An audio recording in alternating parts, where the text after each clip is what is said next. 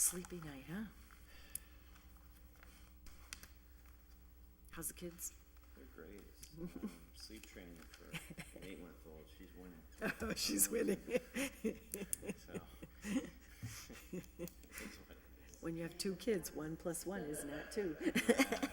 It's a multiplier effect, right? Miles goes right down. Sleep tonight. Holly's like, I think I'm gonna stay up with you guys.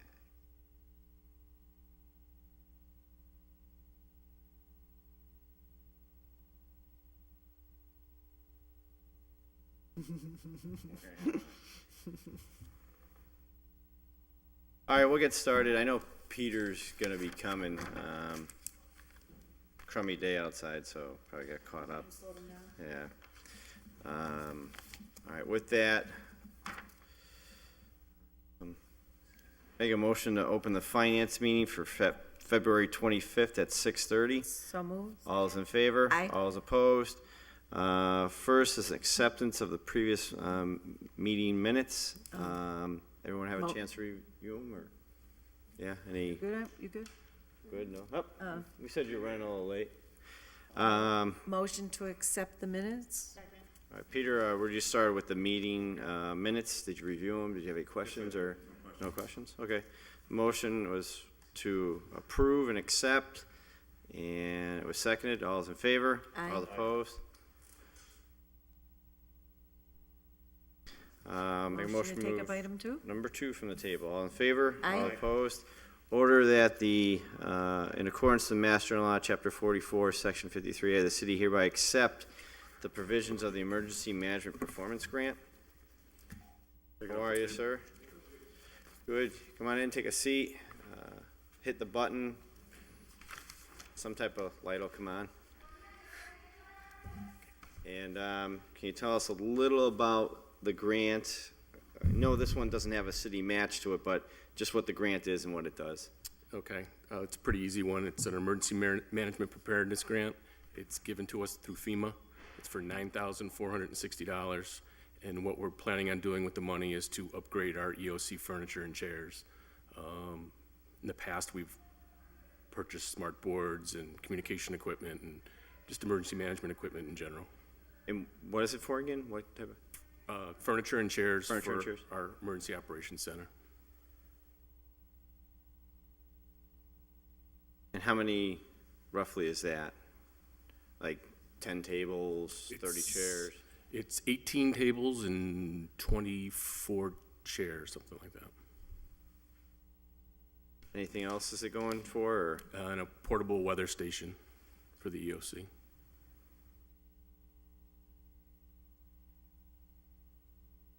Now, in the past, did you upgrade the smart boards that you had there?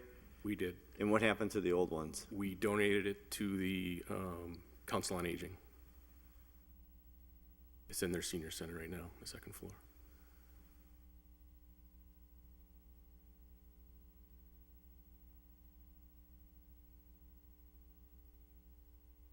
Any questions? And there is no match to this. We looked. I Yeah, go ahead, Linda. I would just note that our able chairman asked most of my questions because I just wanted to be sure that you were all good with the technology aspects in light of the other things. So, Absolutely. All our technology is very up to date. Smart board's up to date. It's a high definition smart board. We have up to date computers, up to date communication equipment. So we're really ahead of the curve on emergency management wise. thank you. Anyone else? No question? Is there a motion? Motion to accept the grant? Motion is Second. to receive and accept the grant and approve it. All's in favor? Aye. All's opposed? It's approved. Thank you. Thank you.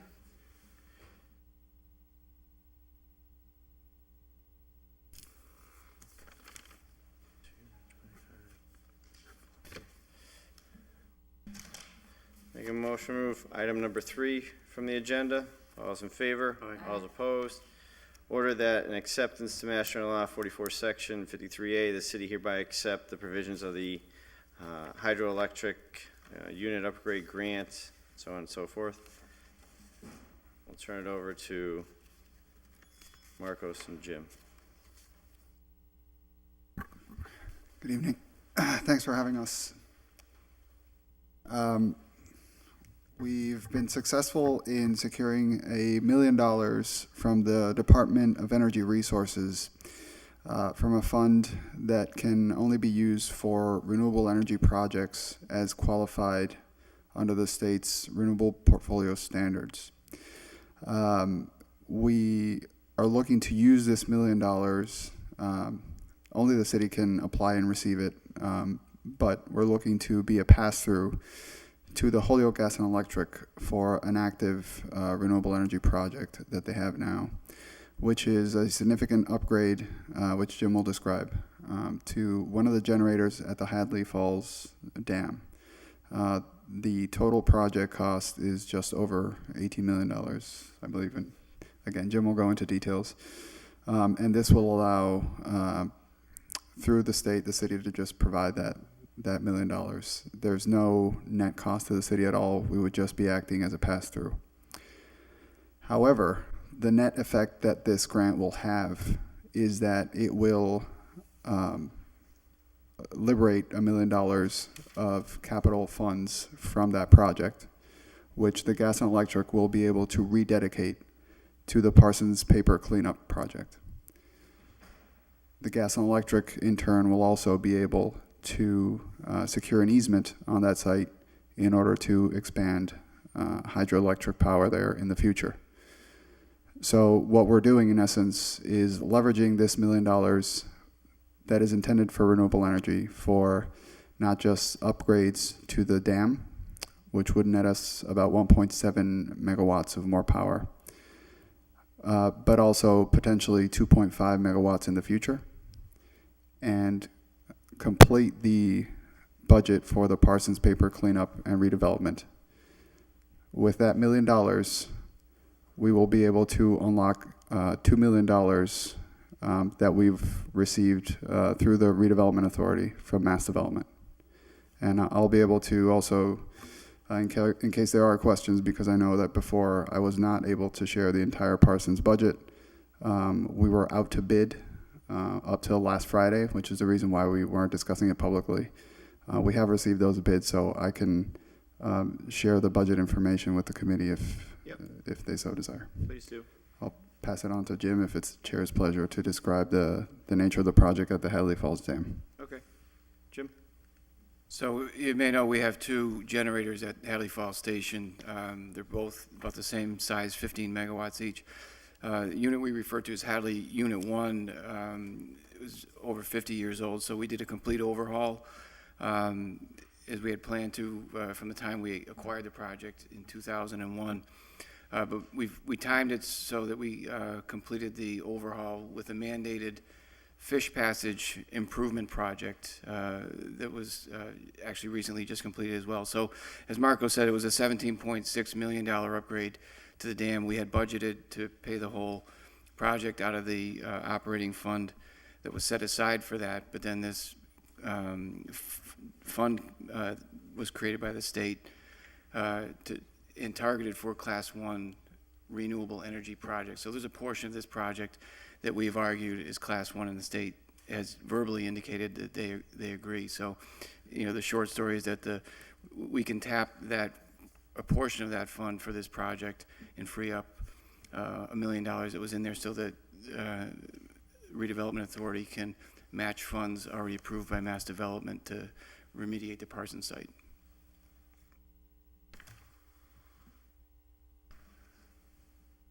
So for us, for the HG&E, it's a wash. We're getting $1 million in from the grant, and then pushing $1 million from the project fund over the Redevelopment Authority. Linda? So can you speak a little bit more about the easement that you would have as part of this?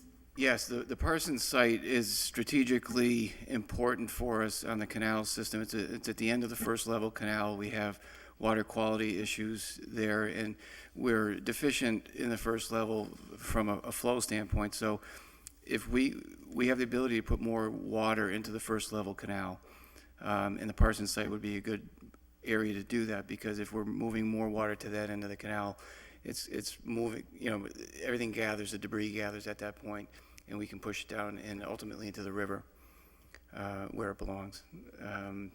So we've done a feasibility study that shows we can get about 2.5 megawatts at that site. We would work, and we have been in conversations with Igis Energy and the redevelopment authorities to at least pinpoint an area closer to the Sargent Street site, because we know they need much of the property for the redevelopment project or the expansion project.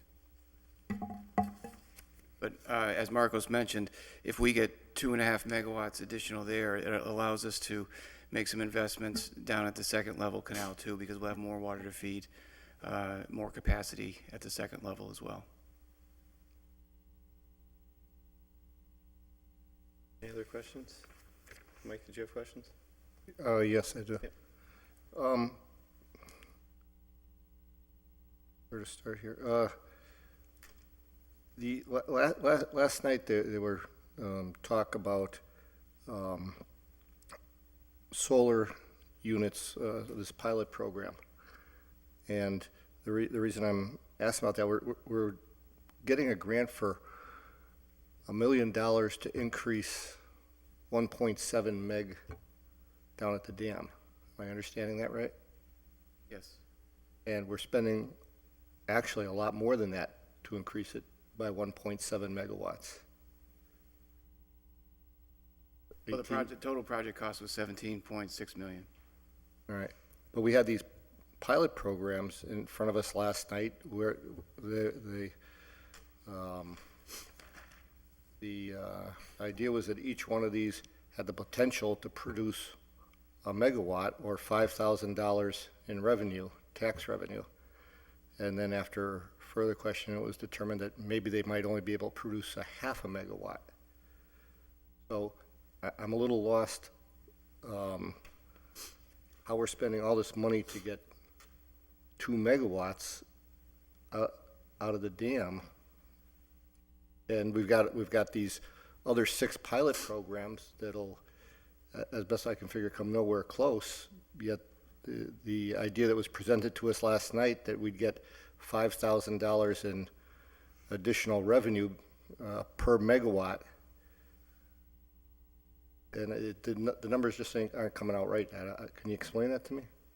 I'm not sure if I understand the question, but the project at the dam, the 17.6 million was for 17 megawatts. I mean, that'll actually peak at almost 18 megawatts of output. So the 17.6 was, it just so happens that the portion of the project that we can guarantee will meet the state's renewable portfolio standard is 1.7 megawatts. But the total output is, again, nearly 18 megawatts of capacity. If I may add, because I think it was my comment that maybe created the confusion, the generator in its entirety is being replaced because assuming it's at the end of its useful life. So the generator itself is being replaced, and its replacement nets 1.7 megawatts. But without the action, the generator would be, I mean, maybe not tomorrow, but at some point it would have to be replaced. So that's why the total project cost is higher. It's a total generator replacement. Okay, so it's still leaving me with a big disconnect, as far as what gets produced on these pilot sites that we have all over the city, as far as how many megawatts those produce, the return for the money that we're getting out of those. If we're spending all this money, let's say for the 18 megawatts, if we've got 6 little sites, I take it we can't expect to get a megawatt each out of those sites. Well, I don't understand the question. Solar sites, for solar, you need about 5 acres for every megawatt. So the area is going to determine how much capacity you can install for a solar. Okay, well, I think that'll answer that part of the question for me then. It take 5 acres of land to make 1 megawatt. Make 1 megawatt. All right, so the 2.5 megawatts at the Parsons site, that'll be a new hydro unit down there? Yes. there's existing civil infrastructure with the, pen stocks and tail races that we would try to take advantage of in a reconstruction project. Okay, but the bid that just went out, was plugging and filling some of those pen stocks and raceways? Yes. Yes, there are five of those. Two of them would remain open. Okay. And, but when we saw the Aegis plan come in here, it was talking about using 4 acres, I believe, for solar down there also, in addition to the hydro? The plans are not incongruent with each other. Solar can go above the pen stocks. The exact way that would be done has not been determined yet. It is possible that the pen stocks could just be underground, just like most of them are throughout the canal system. You can't see them unless you're looking at where the water is coming from. There will be a solar component in the Parsons project, but it has not been fully designed out yet. And also, if I may, on the pilot issue, which is separate from this grant, but there's no expenditure on a pilot for solar. The reason, as I understand it, as to why there's a pilot for solar installations is the margins on solar projects are not significant enough to be able to withhold a tax bill on the value of the installation. So in the absence of a pilot agreement, there would just simply be no solar installation. A pilot agreement allows the city to reap at least some tax benefit from what would otherwise not exist. But that is wholly separate from this grant. This grant would be going to a project that is just replacing a generator unit. I understand that part of it. I was trying to come up with a value, what we're doing per megawatt here, seeing all this money going to produce X amount of megawatts, what it was going to take on each one of these sites that is looking for a pilot program also, and what the city could expect in revenue back from that, what the payment in lieu of taxes would be. That's what I was trying to get at there, Marcos. All right.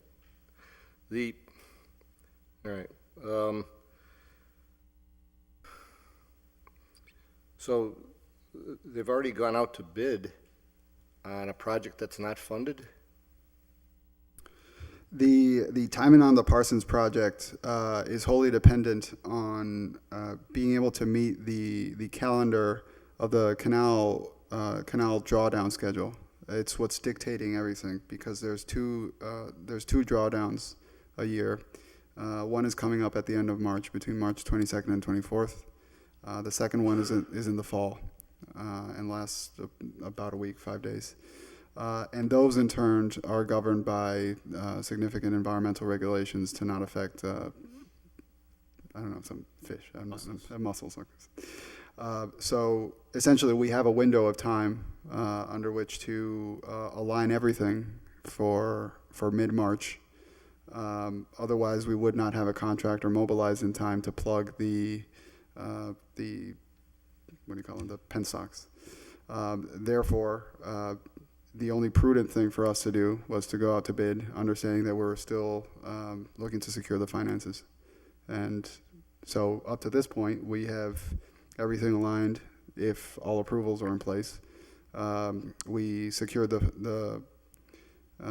of the funding we secured since last year, the year before then, the Eversource money. The permits we secured at the end of last year, as well as doing the design. The mass development money, the $2 million, was secured at the end of December. And the capital loan injection from HEDIC, which would be repaid through the sale of the land, was just voted on last week. So this would be the last step in the funding. And if this grant is approved, it would allow us to move forward on the project. So I understand that it's not the typical way of going forward on a project, but there's nothing typical about this project. And it's probably the most complex one that the city's seen in decades, if not ever. Yeah. So there's going to be 2 hydro units there? One. Well, and it's not even definite. I mean, we're at the point of the feasibility stage right now. So we've just, in return for, cooperating to make the project happen, we've requested that we get an easement or a fee interest, so that if the project proves viable, we can move forward with a hydro unit there. Okay, but there's 5 pens and raceways, and only 3 are being filled. 2 are being left open? No, there's 7 there at the site, 5 are being filled, 2 will be left available. So all 5 of them will be capped at the entrance. However, the 2 that are on the northern side will not be filled with earth. Right. So if and when the moment comes that the Holyoke Gas and Electric does want to exercise its right to have the hydro, all it would have to do is take out the cap, essentially. Other than putting the generator in, of course, but they wouldn't have to dig in a new trench. And the other ones are going to be filled? Correct. Okay. Thank you, Mr. Chairman and members of the committee. I'd like to speak in favor of accepting this grant. It's one of the final steps in a project that's been well over a year in the making, and I think we can see the pluses to the project. I look at it, though, first and foremost as the title at the top of the page in front of you. It's the Parsons redevelopment. It's a partnership. It's the redevelopment of a piece of land that is going nowhere if we don't clean it up. It's a very important piece of land to the downtown, to the First Canal District, to what we're trying to do in terms of economic revival, because of the location, because it's directly on the canal, and because if it just sits there, it's the biggest eyesore in the city right now. The company that we granted a tax abatement to for their efforts and their willingness to put, I believe it's close to $1.5 million, $2 million development, construction of development into that property, which includes one building that's still standing. The IGIS company itself is someone that we are lucky to get from, and their former location, I believe, was the community of Westfield. And that company is expanding and has potential to expand even more. Their willingness to take over the property and to eventually maintain the property with the help of a solar field, but more important, with the reconstruction of a building, which is, I believe, about 40,000 square feet itself, is a big plus in this redevelopment of the site itself. If you stand on Parsons and look towards City Hall, I think you can see what I'm talking about. It's an incredible site. You see right down the canal, you can almost see all the ways down to the river, but you get a feeling of what this is all about. This could be the first step in a lot of positive development projects to come down the road. HEDIC has taken a small role in this with the tentative approval of a loan to help get through the initial period. They're doing so by loaning that to the redevelopment authority itself, who will take a little bit of ownership over this at one point to make sure that the project goes through. Mr. Lavelle, told us and skillfully explained to us how it helps out the gas and electric with their endeavors, both on what they're required to do as part of the dam requirement and part of their efforts to even take better advantage of that requirement through their advancement of renewable energy. And if the hydro wheel works, and I think that's just another big plus in Holyoke being one of the greenest cities in the Commonwealth. But when you look at it, the acceptance of the grants is just one part of a project. I commend the Economic Development Office for this. I commend the Gas and Electric for this, because these are the type of projects we need to keep the city going forward. And I look forward to someday where we can all stand on a clean Parson Papers site and look down at something that we'll all be very proud of. You got a question, Peter? Yeah, just a quick one. Jim, thanks for coming down, and thanks again, Marco. Appreciate your explanation. On this page of the sustainability, the 4 megawatts, is that what is a renewable energy possible down the road? On the sheet you have, Marcos? Yeah, that's an approximate Gotcha. addition of, I thought it was 2.3 or maybe 2.5 on the site, and the 1.7 added from Added the on. generator. So I just quickly summed those up, and it's about 4 megawatts of additional clean energy for the city. Okay. And Jim, in this, this total project's almost, what, 18 million for that, with the generator? Yes. Is that the one down, the main one in the? Yes, at, Hadley Falls Station, At the station? Yes. And you have, what, 2 right now? yes. And this one is how old? 50. 50 years or Yeah, 15? it's always 60 years old. It was, I think 1950s, 55 vintage. Oh, well, okay. And, you know, as Councilman McGivern stated, I think this is a great project and it's needed. And you talked about the easement. So, I mean, for you doing this and helping out this project, you have an easement on that property there at Parsons Yes. for we have- future? Yes. We haven't defined in legal terms whether it's a fee interest or just an easement, but we don't want to, we want to make sure we don't get in the way of the project, or the expansion project too, so we're working cooperatively. Okay. And Marcos, with this, this approval of this grant, get things going right away, or, and what is the total time for the project to be completed? Approximate? Sure.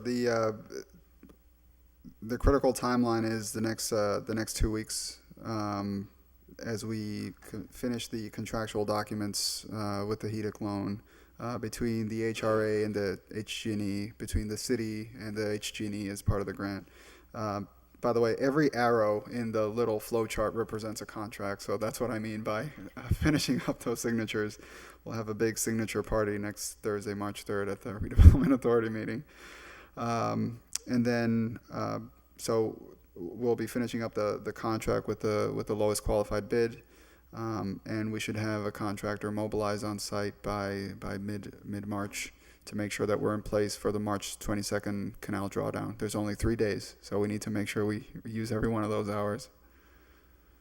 Okay, and the drawdown, is that, would you say, is that when it starts? That's when the work on when the plugs are going to be built, the plugs in the raceways. But yes, I mean, the demo contractor would be mobilized on site by mid to late March. The absolute critical thing is capping, Okay. and then from there the project timeline is approximately 6 months for the demo cleanup. For the Parsons lot? For the Parsons lot, yes. For the hydro turbine, we're looking at late April completion, something like that. I think that's fair, yes. Okay, thank you. All right. Linda? Not getting all of the technical aspects of it, nor would I attempt to. It looks like a very complex collaboration, and I'm very happy to see this degree of collaboration happening. And I think, a lot of us swallowed hard on the approval because it's just so much money. But we have to take the opportunities and start somewhere. And it seems like everybody's put their best thinking to it and brought all their different assets to the table to make it happen. So I'm supportive of it. And thank you. With this sheet that you gave us, Marcos, Yes. 250 from Eversource, the 1 million, it says the coal plant facility closure. And then going over the cover sheet of it says 1 million in funding from the decommissioned coal generation facility. Want to explain that? Is it Sure. talking about the coal plant down here, or? Sure, I'll explain that. So you may remember a similar conversation from a $50,000 grant or $43,000 grant, something like that we discussed about maybe around a year ago. The state of Massachusetts had been sued by the Conservation Law Foundation several years ago for lack of enforcement of contaminants by coal-powered generating facilities. The state, some time ago, I really don't remember what the timeline was, but they settled with the Conservation Law Foundation, and as part of that settlement, they put a set aside of $6 million and they call that the decommissioned DCGF, the Decommissioned Coal Generating Fund. Is that right? I'm mixing all my words, but yeah. So it's essentially, so the $6 million would be spent. It would be $2 million separated for each one of the three communities that still had at that time an active coal-powered generating facility. The Mount Tom power plant was one of those three, and therefore that's why we're entitled to those $2 million. At the time of our previous conversation around this grant fund, we were looking to use a small portion, $40-something thousand, to look at how we would use, how we could smartly use it as an incentive for rooftop solar and other types of renewable energy, precisely to incentivize development. And so there would still be, even with this $1 million being used in this way, number one, it's meeting all the goals that we set off when we were starting the study, right? It's doing renewable energy in a very impactful way. And it's also clearly leveraging development because it's going to clean the Parsons paper site. So the fund would still have about $950,000 left. All right, so we're gonna get two, so we're using roughly $1 million, just rough numbers. At this time, we've only applied for one because you have to say specifically what you're going to use it for. So I'll probably have to come back for the rest All right. to the finance committee. Okay, so that was given approval to use that portion, which then goes through to HG&E, which then they're gonna take what money they had in their budget.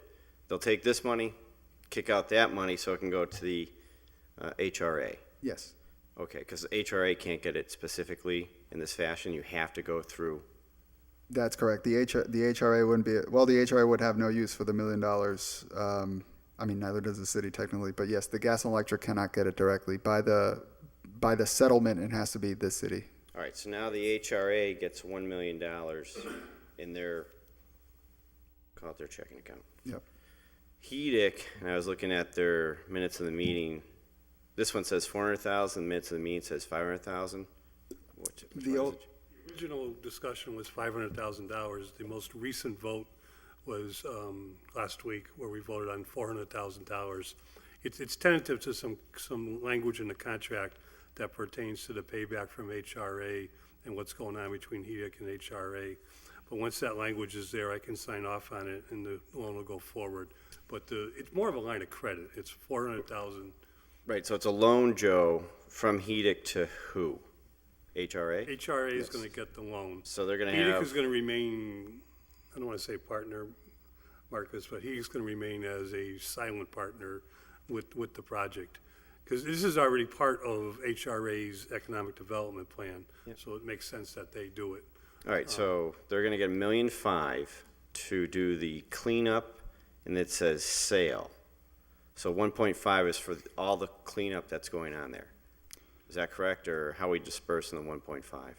so it's actually the entire budget for the cleanup is $3.65 million. That's what you get when you add all the numbers on the top. Yep. That includes, now the contract for the demo contractor is not that high. Part of it is contingencies, and the reason for the discrepancy between the $500,000 and the 400 was that in the minutes, I think that was a meeting in maybe November, we still did not have the approval from Mass Development. Under the law, they can't give anyone more than $2 million, but it's so rare, it's only happened once. So we didn't know that we were going to get the max. Once we knew we had that, our gap was only 400,000. So some of the money, particularly the one from Eversource, which we've already gotten, we've spent on the permitting, on the design specs, and all that kind of stuff. The low qualified bid at this point seems to be about just over $2.8 million for the demo contractor. There's some money that we still have to spend on our licensed site professional. We're using time bond, and by we I mean the redevelopment authority. And then there's a healthy amount of contingencies, because on a project of this characteristic, you can't go into it without any contingencies. Even though we've drilled on the land, we've taken soil samples, we're pretty confident there's no reportable conditions. You just have to be sure. All right, so 3.6 to do all this cleanup, which then total, it says down here, investment is about $10 million for the whole project, which then cleans up 4.7 acres of area. And then what I'm looking at, it says the business expansion. Now, they're gonna buy this after we're done cleaning it? Right, so I forgot to answer that part of the question. So yes, Aegis will be buying the property from the HRA. And while not everything in the agreement has been agreed to, there is an agreement in principle on the price, and that is $400,000 non-coincidentally. And we've agreed on that price as a mechanism to fund the project. The land is not worth that, clearly. We have gotten it appraised as is and as it would hypothetically be valued, and it's not anywhere near that. But we've agreed on that higher price because we need that in order to clean the site. There is no project without that. All right, so let me take a step back. We're spending X amount to clean the whole site, and then it'll be ready to be sold because it's clean land. They're gonna give us $400,000 for it, which kind of represents the loan coming from HEDIC, or credit, correct. line credit, however you wanna call it. Which then is, we're giving them a 10-year TIF to then build on this parcel. Are they building on this Yes. parcel? They're, whatever Joe said, 4,000 But square feet? It's not a TIF, it's a Special tax assessment. tax Well, assessment. it's a 10-year one. But- I still call it But the that's, TIF. that's only on the existing building that they're committed to renovating. It's on both. The opportunity cost on Parsons is zero because the city's not getting any taxes on it. The opportunity cost on 55 Jackson is over 10 years, around $160,000, because that property nets the city under current valuation and current tax rate about $16,000 a year. Yeah, I understand those numbers. My question is back to, through all these grants that we're getting, and we're gonna clean up, we're only, in essence, bidding out to one person, which would be Aegis, and they're going to take over that parcel. We're not just bidding it out to one person. The redevelopment authority has been advertising this property, and How? we put it out on our website. We get inquiries. We get site leads from the Regional Economic Development Council, and we put that out there through site selectors. Once we have a real interest, which has been Aegis, that allowed us to pursue the $2 million grant fund from Mass Development. Mass Development will not provide a brownfield cleanup in the abstract. If they did, we could access money more often. They need a live interest. They need a real project. And so this is that partnership between the HRA and Aegis allowed us to secure the funding. But that's my point. In essence, we advertise it as, and correct me if I'm wrong, Parsons paper. You wanna come help clean it up and build on it, or is it take as is, you clean it up, you build on it? Which then seems here is, the way this was done is, Aegis came with HR and came up with this plan to get the money funneled in. It's getting cleaned up, no cost to them. They're gonna do a $400,000 line of credit compared to a $10 million project rehab. Then they're getting a 10-year tax break. Then they're getting a tax incentive from the city, which roughly is about what, 200,000, 250? The value of the tax break that they're receiving on their land does not equal the amount of money that they're spending on the land sale alone. The net present value of the $160,000, depending on the discount rate that you use, it's $150, $140. They would be paying $400,000 for a piece of land that at best is worth $83,000 by our appraisal. Why did we take up the tax issue last week and not this first? We took up the tax issue before this because we had a timeline to meet for the EACC where we had to submit everything to them already, and we didn't have notice from the DOER that they would be funding us through this. So we've been putting forward for approval every step as we've obtained it. Go ahead. Thanks. I'm just wondering, once it's all cleaned up, what will the land that's currently worth $83,000 to $160,000 be worth? I don't know. That would be a, Excuse me. you mean assessed or Yeah. worth market value? You're comparing What? apples and apples. Are you talking about assessed value when you say 83? No, no. When I say 83, that is so we did an appraisal on the land as is it's worthless because it's a money pit. With one building remaining, it would still be worth negative value and completely cleaned. The estimate is $83,000. That is the estimate of Oh, okay. of market value. What it would be assessed at. I've only been able to approximate based on similar square footage and size. Our sense is somewhere around $1 million, $1.1 million, both properties. There's part of the question I'm trying to remember to answer. I was just trying to look at before and after. Yeah, That's all. yeah.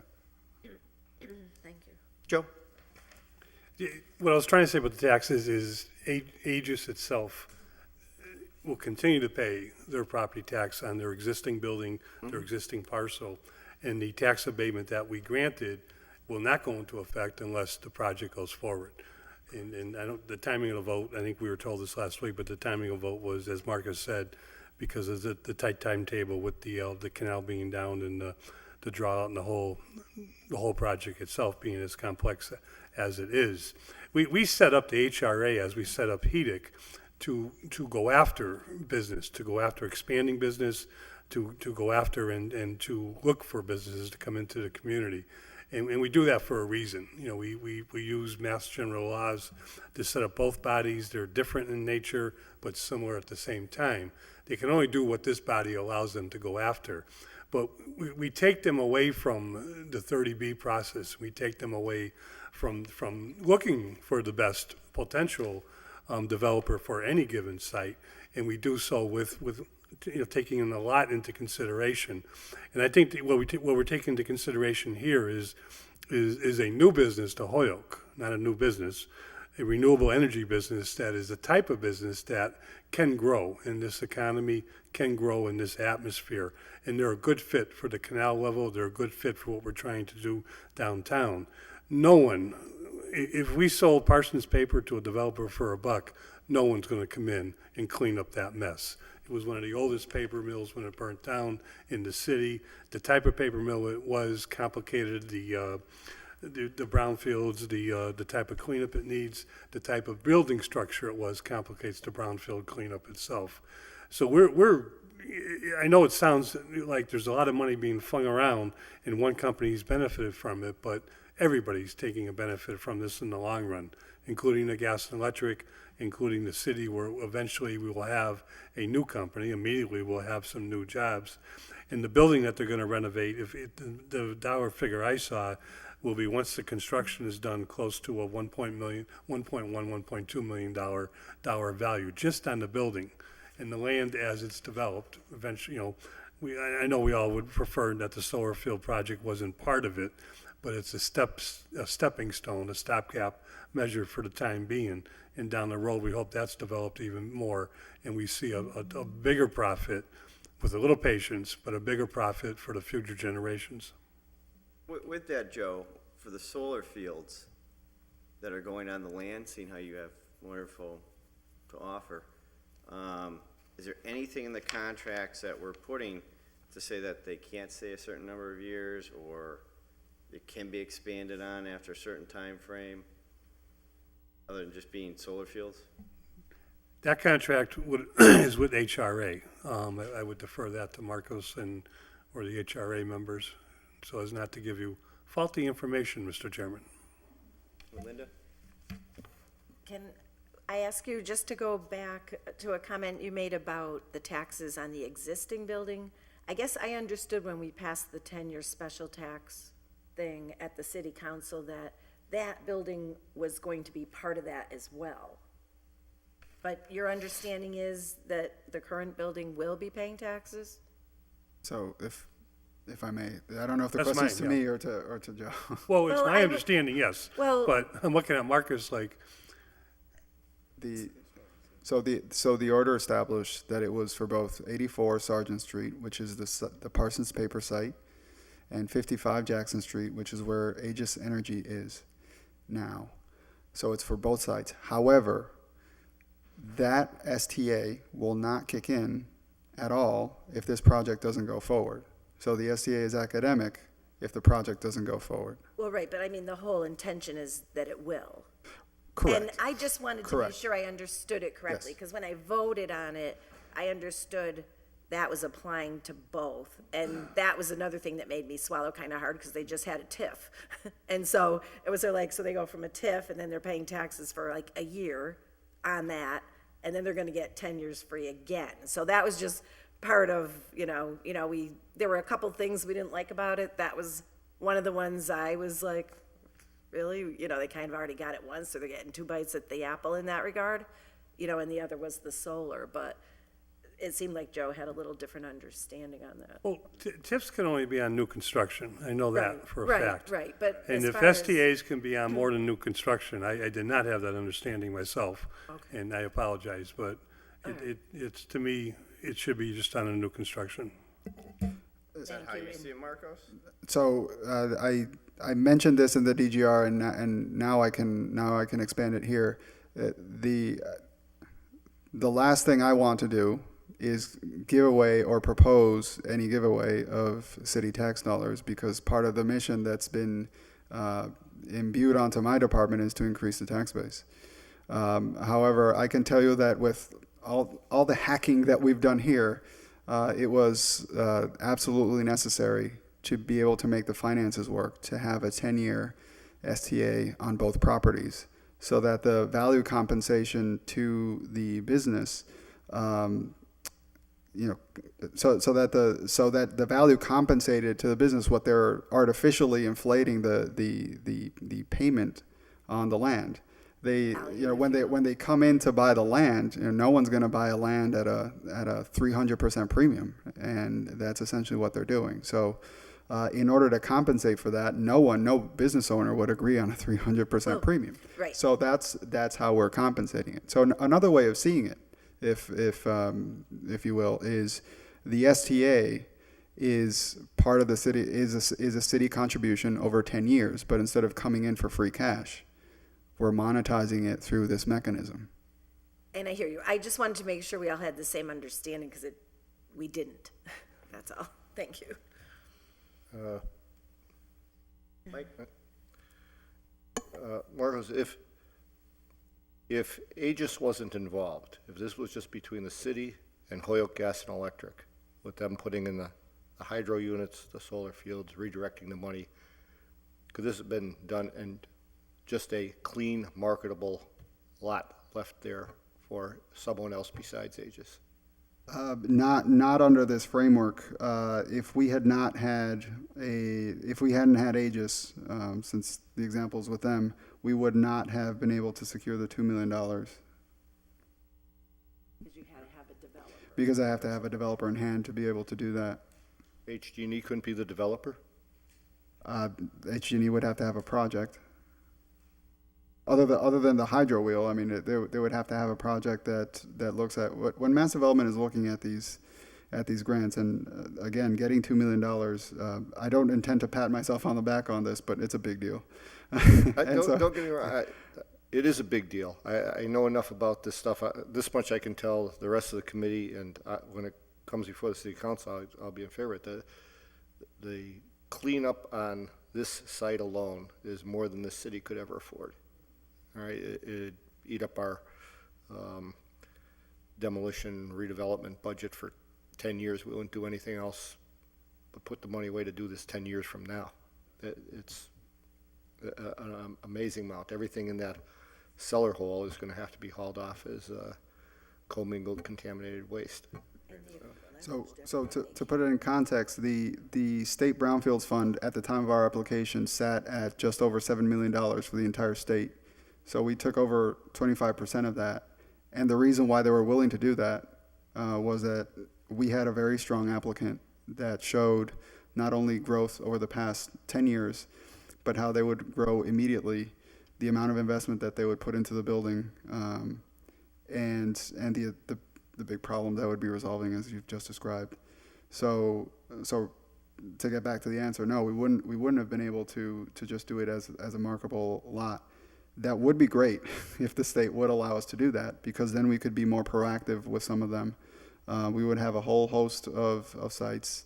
I don't want to exaggerate. There are a handful of sites that we would be able to clean up and market a priori, but it's just given the limited resources at this point after their December meeting, the board has pretty much run out of funds. I mean, it's been heavily decapitalized, and that's something now that the state legislature is going to be looking to recapitalize.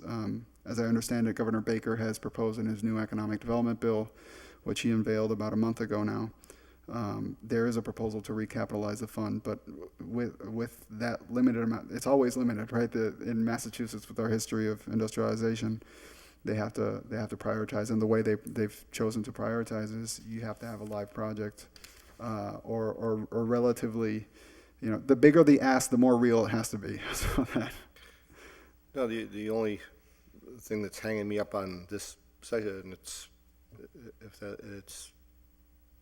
gonna go forward anyways, I just don't feel that we had to give away 10 years worth of tax revenue on this with everything else that we are doing. Everything else has been put together to clean up this lot and give them the chance to expand, that we had to give away as much as we gave away. That's where I stand on that piece of it. But I fully understand and respect that. And if I could have made it work any other way, I would have. Trust me. Any other questions? No, is there a motion? Make a motion to approve and accept the grant. Motion is to approve, is seconded, all those in favor? Aye. Opposed? Thank you, gentlemen. Thank you. All right, the other two are quick. I got an email, so take them up as a package. Make a motion to take 3 So and moved. 4 as package? Actually, is it 4 and 5. 4 and 5, 4 and sorry. 5. All in favor? All Aye. opposed? All right, one is for free cash of $3,500 to pay extra clerical help. The other one is free cash of $200,000 to pay police overtime.